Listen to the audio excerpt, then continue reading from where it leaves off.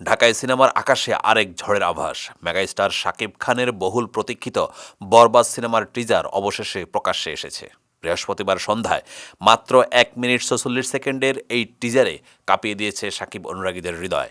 টিজারের শুরুতেই একটি নারীর কণ্ঠে বিদ্রোহী সুরে বলে ওঠে, আমামা হয়ে লজ্জা হয়, চোখ ধাঁধানো আলিশান বাড়ি, দামি গাড়ি। এই বিলাসিতার আড়ালে লুকিয়ে থাকা অন্ধকারের সন্ধান মেলে যখন একজন অ্যাডভোকেট উচ্চারণ করেন, উনি একজন ড্রাগ অ্যাডিক্টেড।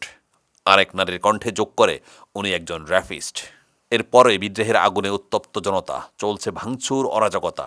ঠিক সেই মুহূর্তেই যেন বিদ্যুৎ চমকের মতো আবির্ভূত হন মেগাস্টার শাকিব খান।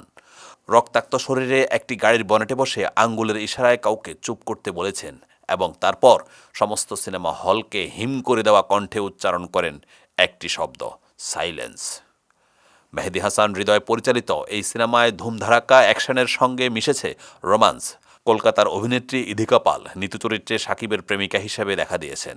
ধারালো তরবারি হাতে, রক্তে ভেজা মুখে এবং বিদ্রোহের আগুনের মাঝে প্রেমের ছোঁয়া। এই নায়ক বুঝিয়ে দিয়েছেন এবার তিনি আসলেই সব সীমা ছাড়িয়ে যেতে চলেছেন।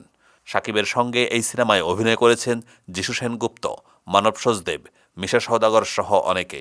একটি আইটেম গানে পারফর্ম করেছেন কলকাতার জনপ্রিয় অভিনেত্রী নুসরাত জাহান।